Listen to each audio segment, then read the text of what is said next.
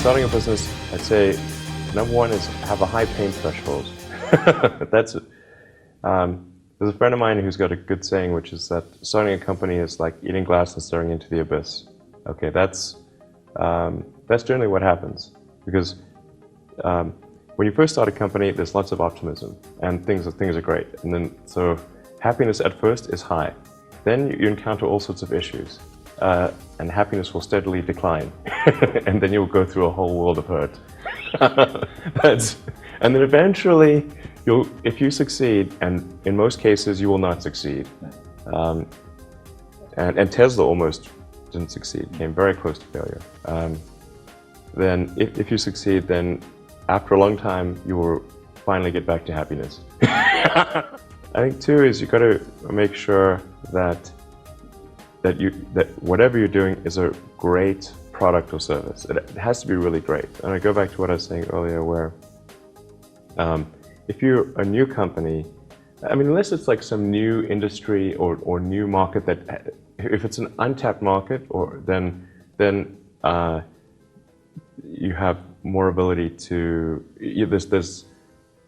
the standard is lower for your product or service. But if you're entering anything where there's an existing marketplace against large entrenched competitors, then your product or service needs to be much better than theirs. It can't be a little bit better, because then you put yourself in the shoes of the consumer and they say, why would you buy it as a consumer? You're always going to buy the trusted brand unless there's a big difference.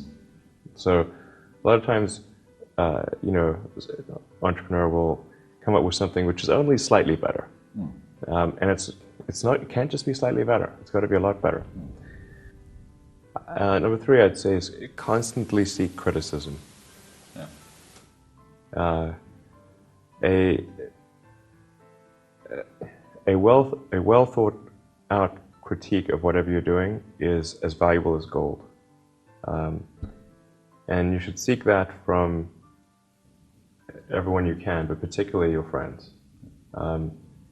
Usually your friends know what's wrong, but they don't want to tell you because they don't want to hurt you.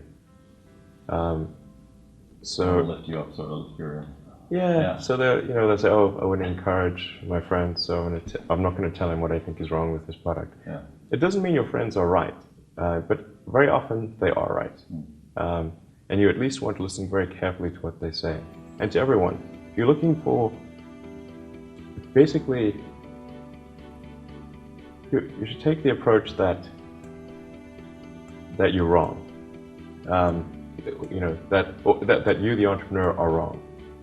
Your goal is to be less wrong.